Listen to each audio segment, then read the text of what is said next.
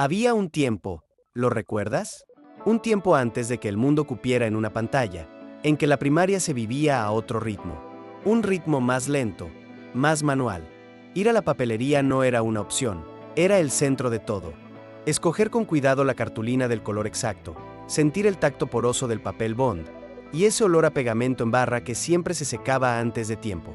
El verdadero desafío era pegarlo derecho, colorear sin salirse de la raya y pasarlo todo en limpio, aunque la mano te doliera de tanto apretar el lápiz. En el estuche de vinilo vivían nuestros tesoros de madera, y en el salón nos esperaba siempre el mismo verde en la pared. Si todo esto te suena familiar, quédate, porque vamos a abrir juntos el baúl de los recuerdos. Ahí estaba, el pizarrón verde. Era el telón de fondo de nuestros días. No importaba si era lunes de homenaje a la bandera o viernes de cansancio acumulado, ese verde inmenso estaba ahí, esperando la primera palabra escrita con gis. ¿Recuerdas el sonido? Ese chirrido agudo y seco de la tiza contra la superficie, que dejaba una estela blanca visible hasta la última fila. Cuando el maestro escribía deprisa, se levantaba una nube de polvo fino que te hacía estornudar. Y el borrador, ese bloque de fieltro y madera, pesado en la mano, era casi un personaje más. Dejaba un fantasma blanquecino de la lección anterior, una sombra que nunca se borraba del todo. Con los años, llegaron los pizarrones blancos, que olían a químico de plumón. Luego los proyectores, pero nada pudo reemplazar la memoria de ese pizarrón verde. Cuando lo vemos en una foto, no vemos un objeto, vemos el salón entero, con su eco, su luz y el murmullo de nuestros compañeros. Y cuando te equivocabas, aparecía el frasquito blanco. El corrector líquido era nuestro salvavidas y, a veces, nuestra perdición. Equivocarse en un trabajo en limpio se sentía como una pequeña tragedia personal. Había todo un ritual, ¿verdad? Agitarlo hasta oír la bolita de metal golpear dentro, destaparlo con cuidado y respirar ese olor fuerte, casi mareador. Luego, aplicar una capa temblorosa sobre el error y esperar, porque la paciencia era la clave. Si escribías antes de tiempo, se formaba una plasta gris, un desastre peor que el error original. Si ponías demasiado, se cuarteaba como tierra seca. Era una solución imperfecta, pero era la nuestra. Hoy, con solo imaginar ese frasquito, sentimos la ansiedad de esa espera, y el ruego silencioso de por favor, que no se note. Antes de Google, nuestra enciclopedia más rápida estaba en la papelería. Eran las láminas biográficas.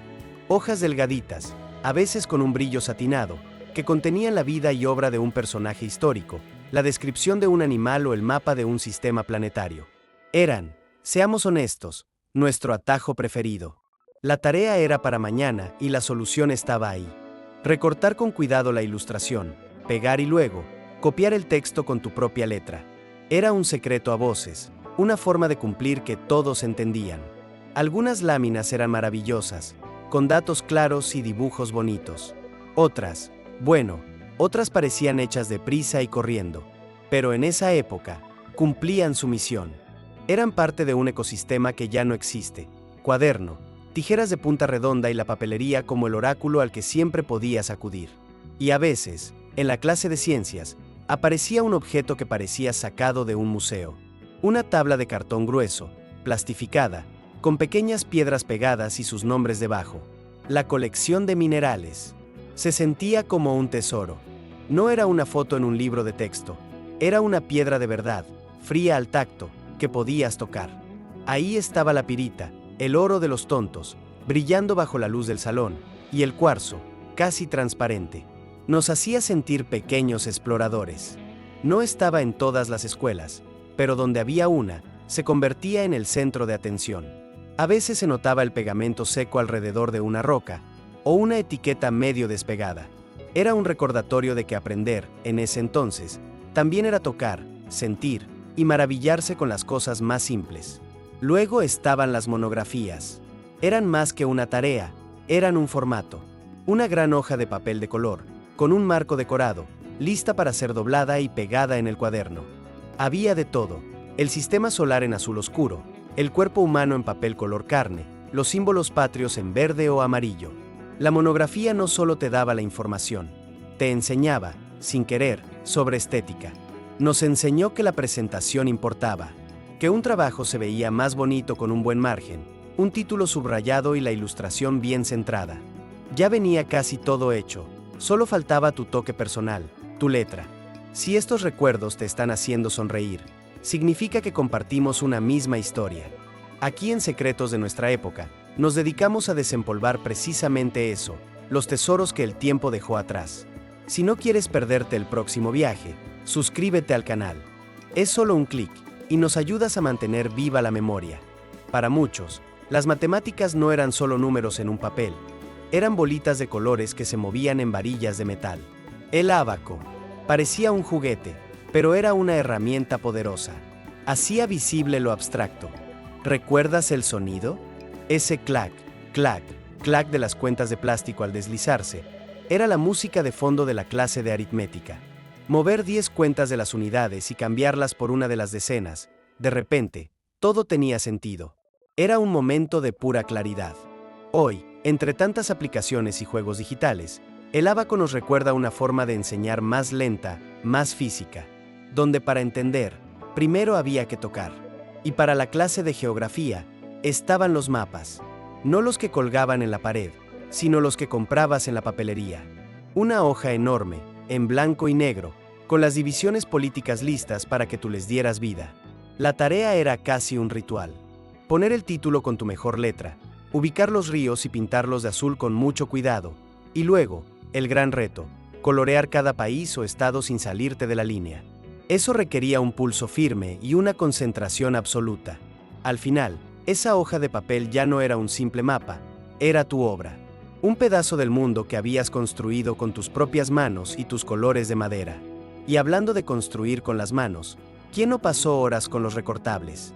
Esos muñecos de cartón, con sus pequeños trajes de papel y esas pestañitas blancas que había que doblar con un cuidado infinito. Era un juego de paciencia. Con las tijeras de punta redonda, seguías la línea punteada rezando para no cortar una pestaña por error. Era un entretenimiento que no necesitaba baterías ni pantallas, solo tiempo y un poco de imaginación. Podías crear historias, intercambiar atuendos en el recreo, y sin saberlo, estabas practicando la coordinación y la motricidad fina. Esos muñecos de papel nos recuerdan que en nuestra infancia, una gran parte de la diversión consistía en crear, en lugar de solo consumir. Pero no todo era juego y color. También había disciplina, y a veces, esa disciplina venía en forma de tinta. Los sellos de los maestros eran pequeños, pero su peso era enorme. Un golpe seco sobre la hoja. Ploc. Y ahí quedaba la marca. No trajo la tarea. Platica mucho en clase. Falta de aseo. Era una sentencia pública, que verían tus padres al revisar el cuaderno. Existían sellos buenos, claro, como la abejita de trabajaste bien, pero los que más recordamos son los otros. Sé honesto, ¿cuál era el sello que más te ponían a ti? A muchos, el de platica mucho nos persiguió toda la primaria. Hoy, con la comunicación digital, el sello de goma se siente como una reliquia, el fantasma de un regaño que podía olerse a tinta. Para los trabajos más serios, en limpio significaba otra cosa. Significaba sentarse frente a una máquina de escribir, meter la hoja, alinearla, y de pronto, cada letra que tecleabas tenía un peso definitivo. No había botón de borrar. Cada error se pagaba caro. O usabas el corrector líquido, dejando una mancha evidente, o tenías que sacar la hoja y empezar de cero. El sonido era una sinfonía mecánica, el golpeteo de las teclas, el avance del carro y esa campanita que te avisaba para empujar la palanca de retorno. Quizás era una Olivetti, pesada y ruidosa. Escribir a máquina era un arte que exigía concentración, y te hacía sentir increíblemente profesional.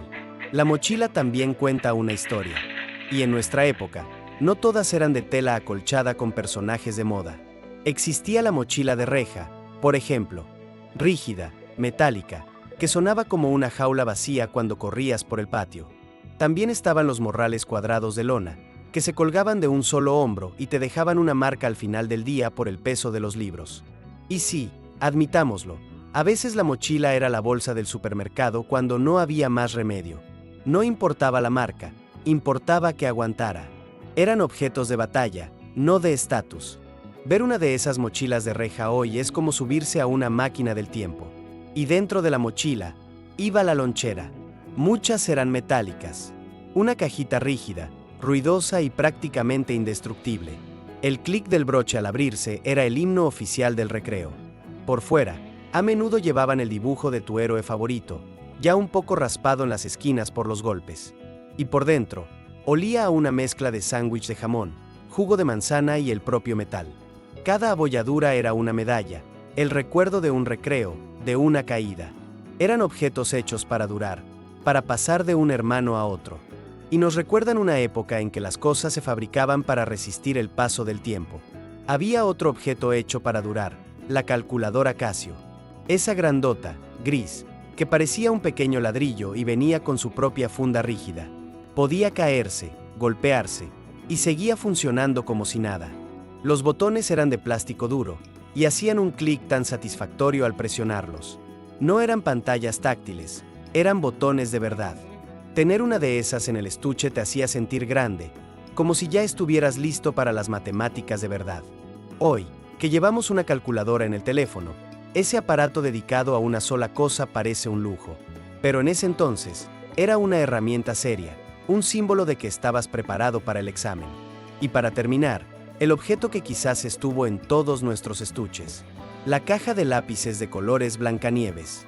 Hay una razón por la que todos los recordamos. Eran simplemente los que había. Eran duraderos, clásicos, olían a madera. El olor a cedro al sacarles punta. No hay nada que te transporte más directamente a un salón de clases. Era la herramienta para darle vida a los mapas, para subrayar títulos o para dibujar en la última hoja del cuaderno cuando ya habías terminado todo. El rojo y el azul siempre se acababan primero, ¿verdad? Y el blanco casi siempre quedaba nuevo. Muchos de estos objetos ya no existen o han cambiado por completo. Pero cuando pensamos en ellos, no solo recordamos cosas, recordamos cómo nos sentíamos.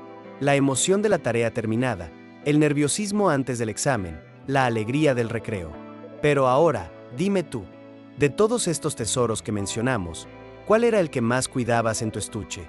Y una pregunta más importante, ¿qué objeto que era común en tu salón de clases crees que las nuevas generaciones se están perdiendo? Cuéntanos tu historia aquí abajo, en los comentarios. Y si este viaje al pasado te ha emocionado, suscríbete a Secretos de Nuestra Época, para que sigamos abriendo juntos el baúl de los recuerdos.